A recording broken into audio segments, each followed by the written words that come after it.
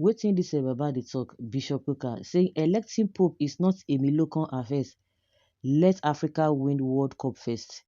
I've often said there's nothing like an African Pope because it is an African Pope. Africans have to elect him. Fresh from the inauguration of Pope Leo in Rome last Sunday, the Catholic Bishop of Sokoto Diocese, Matthew Kukah, was a guest on Chinese television's political paradigm, where he spoke about his experience in Rome and the possible impact of the new Pope in Africa and the world in general. He also spoke about the roles of religious leaders, traditional leaders, and political leaders in modern Nigeria and how to ensure that everyone contributes to the growth of the country. We saw a lot of leaders flock to Rome for the installation of Pope Leo, and we saw African leaders as well. Now, the thing is that a lot of people may be in the dark as to what exactly it means to have African leaders or world leaders converge on Rome for the inauguration of the Pope. Can you explain the significance of this and what this means for Africa and perhaps the world in general? That was the question Bishop Kukah was asked. He said, I think the worry should be who was not in Rome. And as you saw, luckily I was in Rome for the burial of Pope Francis. And again, something very dramatic happened because every square inch of that territory in a space for negotiation at the highest level. You saw, for example, after the mass during the burial, President uh, Volodymyr Zelensky of Ukraine and US President Donald Trump just securing a little space to have a conversation that was very profound. So when anything happens in the Vatican, everybody, whom is anybody wants to show up.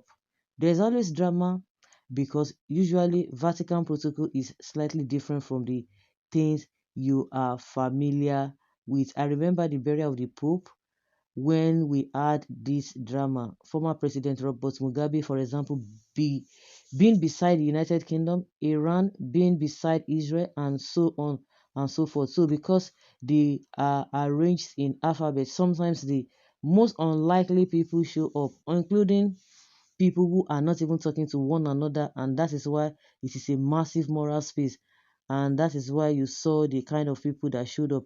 But even most importantly, it is that the Pope, any Pope for that matter, that has been the story throughout history, it has always been the moral compass.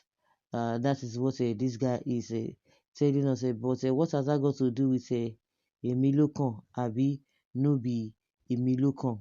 We know a lot of drama going on there. Are they saying that Kukah should have been the new pope or something, and so he's referring to not the way it's being run in Nigeria, Emilokan, or it is my turn. So throwing jabs at Tinubu, who always have that in mind. Na my turn. So it has to be me. If it is not me, forget about it. They'll say if you don't get it, forget about it. Papa, you have said a lot. Thanks so much. I appreciate you. This your article is very interesting. I learned much here once. Okay, once you for the and thank you for the enlightenment. The Pope is the head of the Roman Catholic organizations, not that the head of Christian across the world. This must be understood. Again, the Vatican City is a country, rightly or wrongly. Now, religious affiliation is a personal right that must not be denied anybody. Religious leaders must not even force anybody to adhere to any religion. You are a politician, can't be trusted. The new pope is real Emilokan because no one ever thought of the power going to USA, and even Trump went as far as making pictures of himself on the pope's seat before American eventually emerged. I just want to warn the popes to stay away from Tinubu to avoid being corrupted, polluted, and contaminated. Tinubu is will represent darkness. Anything he touches goes bad. So guys, let's have your own take on this matter.